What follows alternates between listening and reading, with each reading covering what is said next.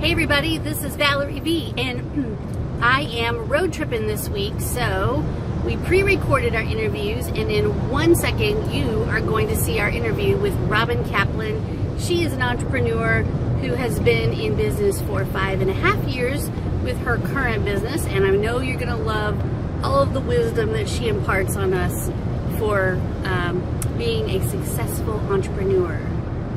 See you soon!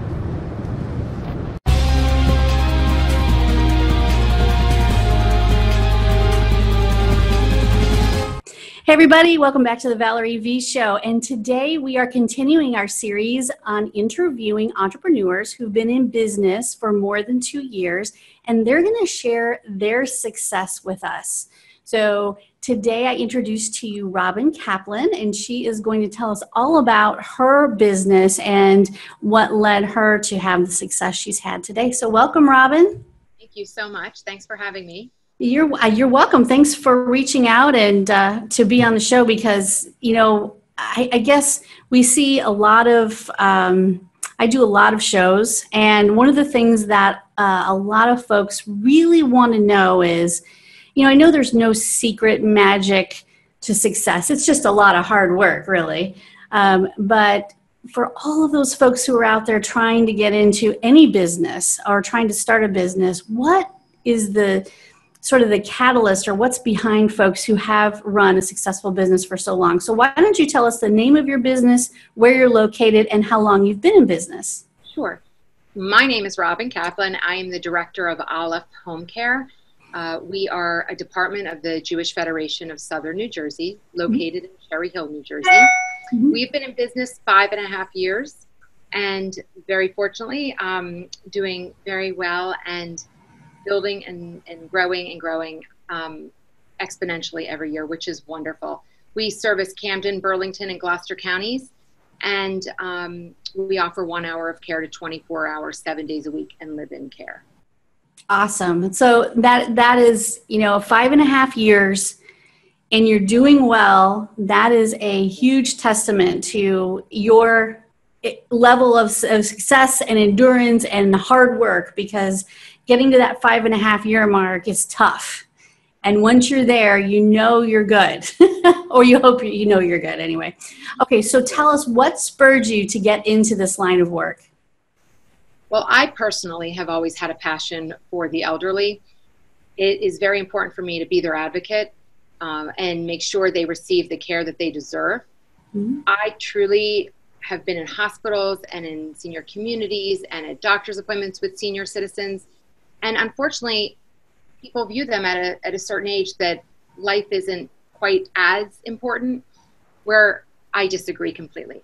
I believe that somebody deserves just as much care if they're 95 as if they're 45. And the reality is everybody has a story, and those senior citizens are able to share their stories with us, and they often teach us. And I truly feel like it's very important to learn from them, respect them, allow them to age with dignity, and most importantly, if they can at home, that's really the key. But I personally have a grandmother who is going to be 98 next month. Wow. And I am at her side through it all, because I believe every day, week, month, year, she deserves to have, if that's what she's to be given. So I really believe that age is just a number, that no matter how old someone is, they deserve to receive the highest level of care. That's truly the most important thing. And really, if I know that I've done that, then I know that we're going to be successful in our organization. Exactly. And you know what? I mean, it doesn't matter if you're 1 or 151, we all deserve dignity and respect as human people. I mean, you know, we need to take care of the folks that were able to, you know, that came before us and led the way and the path, set the path for all of us to be here and to be successful. So that's awesome. Tell us 1 or 2 things that you believe helped make your business successful.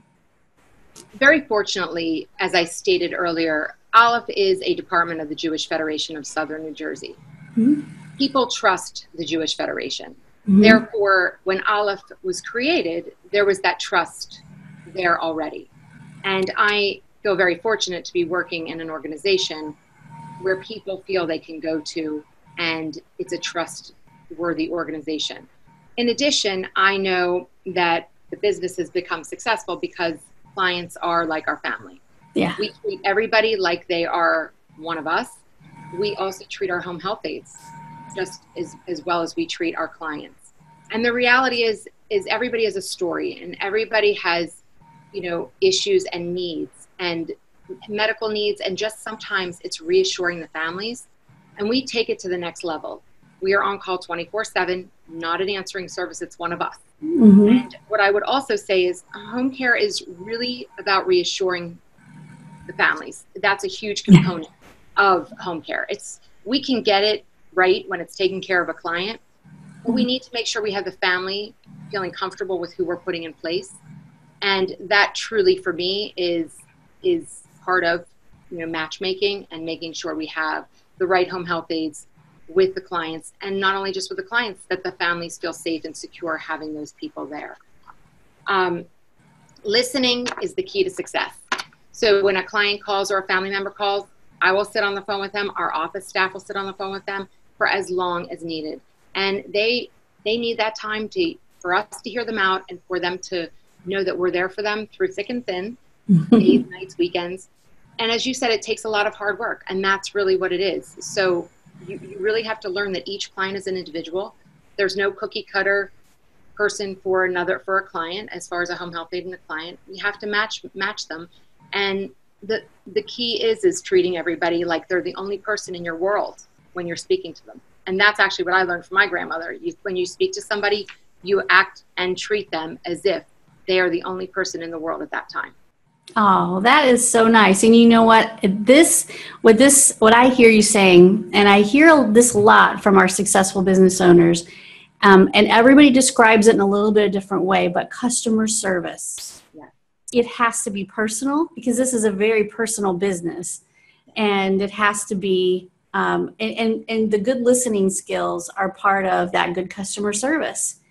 If you're listening with the intent to answer, then you're already formulating an answer in your head. If you just listen and hear what they have to say, your answer may be a lot different than you think it's going to be at first. So really using those active listening skills. It sounds like you're very present with people when you talk to them, and I think that's very important. You're not distracted. You're not hoping to get them off the phone soon. You're very present, and all of that is good customer service all the way around, for the families and for those seniors and people that you serve. So to me, that sounds like your staff and learns from you. As a culture, you have passed down that importance of that listening and that great customer service. And there's no substitute for great customer service. We just don't get it that much anymore. We don't. And I'm fortunate to have the staff to back me up and be dedicated and devoted, because like you said, this is not a job that starts at 9, ends at 5. It's one of those that people need help, and it can happen on a Friday at 6 o'clock. It happens on the weekend. We can't control when somebody's getting discharged from the hospital or when someone needs extra care. So right. We have to be present, and our staff has been absolutely magnificent in doing and following through with the customer service. Awesome. It's so great to hear. And this is why, one of the reasons why we wanted to do these interviews, because if you're a successful business, there is more in the healthcare industry specifically. There's more to it than the money. It has to be. There has to be more to your passion for this than just to, make money. It's always about the families and the human element. So I'm so glad you said all those things. So if you were speaking to a new startup today, what would be your best advice? So as we discussed, I would say absolutely do not lose sight of the customer service. That is key. Treat people like they are your family. Always go the extra mile for your home health aides, for your employees, for your staff. People like personalized attention. Doesn't matter if it's a client or a family member or a staff member. Everybody likes to be treated like they are an individual, and making sure that we are really listening, as I had stated before. And the other big component I would say is don't get caught up in what your competition's doing. Don't focus on your competition. Mm-hmm. Focus on how you are bettering yourself. Focus on how you can make a difference.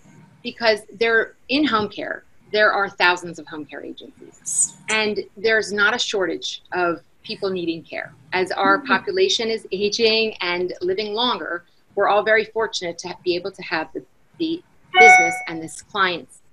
But never forget why you went into the industry. Never forget how you can make a difference. And don't worry that somebody next door might be doing something that seems innovative. Stick with what your model is.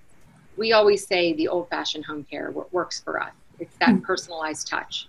And the key is really also to get to know other people in the industry. Don't be narrow-minded and just focused on maybe home care, but other senior communities and hospitals and doctors, nurses, rehab, physical therapists, elder law attorneys. There's so many people out there that are advocating for the same population as we are. And the key is that we all work together, because these people have such stories and they can help us too, these senior citizens and the elderly.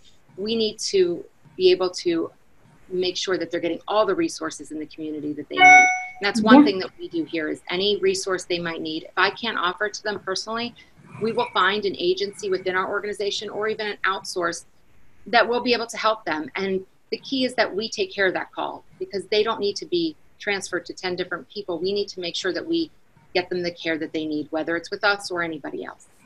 So that's really my belief. So absolutely, going the extra mile, and over and over and over again for these folks. Well, I am glad you're out there. I'm glad your agency is there, because if it weren't for folks like you, then my parents and my grandparents wouldn't have the kind of care they have today. So I really appreciate all that you've said, because it sounds like you are extremely compassionate and caring about these folks. And that's what they all need. So thank you so much. This has been wonderful.